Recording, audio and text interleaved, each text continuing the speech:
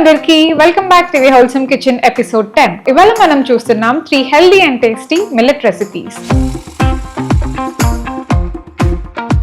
మన first recipe వచ్చేసి రాగి రవ దోశ. కావాల్సిన ఇంగ్రీడియంట్స్ ని చూద్దాం.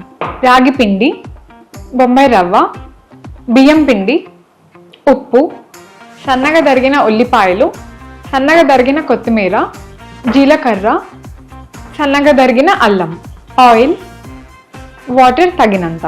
ముందుగా ఒక బౌల్లోకి 1/2 కప్ రాగి పిండిని కలుపుకుందాం. అలాగే 1/2 కప్ రవ్వ, ఒక 2 స్పూన్స్ బియ్యం పిండి, ఉప్పు తగినంత, జీలకర్ర 1/2 టీ స్పూన్. ఇందులోకి నీళ్ళు కలుపుకొని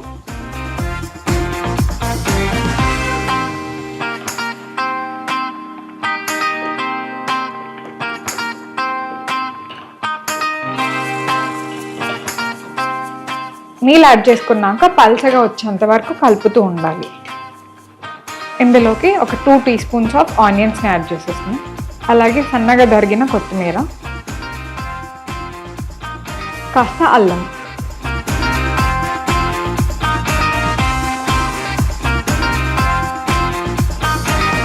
అన్నీ యాడ్ చేసుకున్నాక 15 to 20 మినిట్స్ పాటుగా పక్కన పెట్టేసుకోవాలి.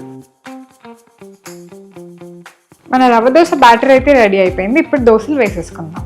ముందుగా ప్యాన్ పెట్టేసుకొని ఒక 2 to 3 మినిట్స్ పాటుగా హీట్ చేసుకోవాలి. ప్యాన్ హీట్ అవ్వగానే కాస్త ఆయిల్ని స్ప్రే చేసుకుందాం.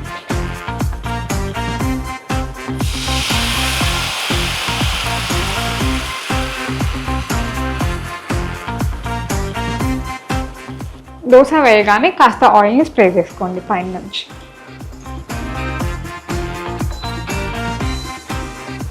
ఒక 3 to 4 మినిట్స్ పాటుగా లో ఫ్లేమ్లో హీట్ చేసుకోవాలి.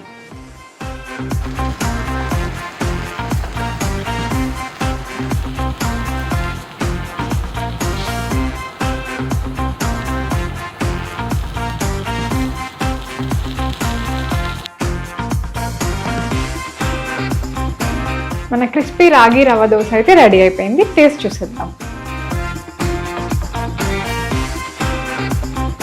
Guilt free and tasty rava dosa అయితే రెడీ అయిపోయింది. టేస్ట్ అయితే చాలా బాగుంది. మీరు ట్రై చేయండి.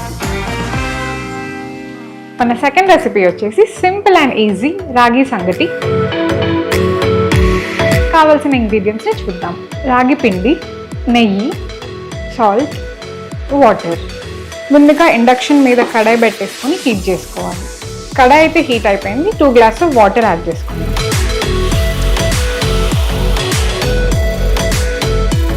వాటర్ బాగా హీట్ అయ్యాక ఇందులోకి కాస్త ఉప్పు ఇంకా ఘీని యాడ్ చేసుకుందాం. నీళ్ళు బాగా కాగాక ఇందులోకి మనం రాగి పిండిని వేసేసుకుందాం. కొంచెం వేస్తూ వెంటనే తిప్పుతూ ఉండాలి, ఉండలు అవ్వకుండా ఉంటాయి. ఆఫ్ చేసుకునే ముందు ఒక 1 టేబుల్ స్పూన్ ఘీని యాడ్ చేసుకుందాం.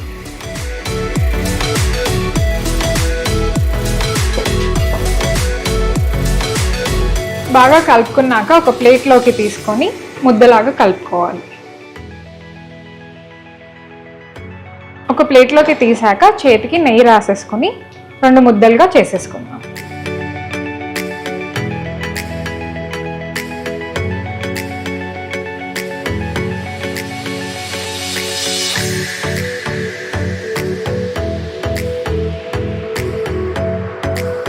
చూసారు కదా, మన రాగి సంగటి అయితే చాలా తొందరగా రెడీ అయిపోయింది. నేనైతే నాటుకోడి పులుసు రాగి సంగటి కాంబినేషన్ ట్రై చేశాను. చాలా టేస్టీగా ఉంది. మీరు ట్రై చేయండి. మన థర్డ్ రెసిపీ వచ్చేసి వెజ్ మిల్లెట్ పులావ్. కావలసిన ఇంగ్రీడియంట్స్ ని చూద్దాం.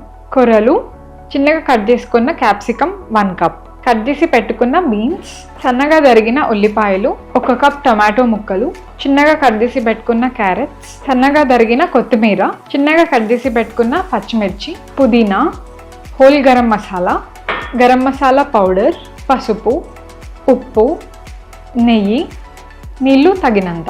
వెజ్ మిల్లెట్ పులావ్ ఎలా చేయాలో చూసేద్దాం. ముందుగా ఇండక్షన్ మీద ఒక కడాయి పెట్టేసి హీట్ చేసుకోవాలి. ఇందులోకి ఒక 2 టేబుల్ స్పూన్స్ ఆఫ్ ఆయిల్ని యాడ్ చేసుకుందాం.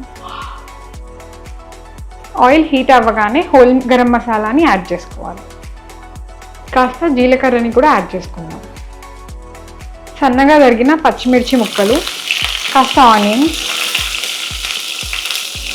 కట్ చేసి పెట్టుకున్న వెజిటేబుల్స్ అన్ని యాడ్ చేసుకోవాలి.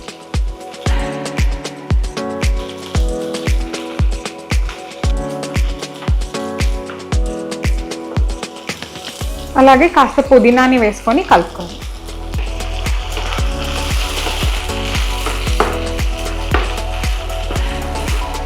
ఇప్పుడు ఇందులోకి కాస్త పసుపు ఇంకా ఉప్పుని యాడ్ చేసుకోవాలి.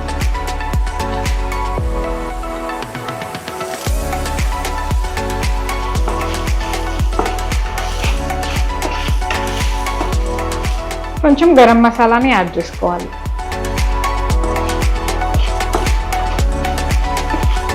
ఇందులోకి ఒక 1/2 కప్ కొర్రలని యాడ్ చేసుకుంటున్నాను. ఇవి ముందుగానే నానబెట్టి ఉన్నాయి. ఒక 1/2 కప్ కొర్రలకి 1 కప్ వాటర్ని యాడ్ చేసేసుకోవాలి. కొర్రలు ఇంకా వాటర్ యాడ్ చేశాక ఒక 15 మినిట్స్ పాటుగా మూత పెట్టి క్లోజ్ చేసేయాలి మీడియం ఫ్లేమ్లో. 15 మినిట్స్ అయితే అయిపోయింది. ఇప్పుడు ఎలా అయిందో చూద్దాం. స్మెల్ అయితే చాలా చాలా బాగా వస్తుంది.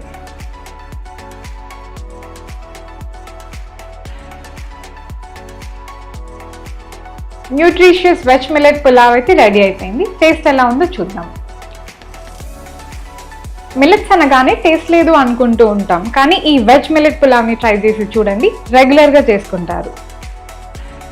ఈ మిల్లెట్ రెసిపీస్ కనుక మీకు నచ్చినట్టయితే లైక్ అండ్ షేర్ చేయండి. మరిన్ని రెసిపీస్ కోసం మా ఛానల్ని సబ్స్క్రైబ్ చేసుకోండి.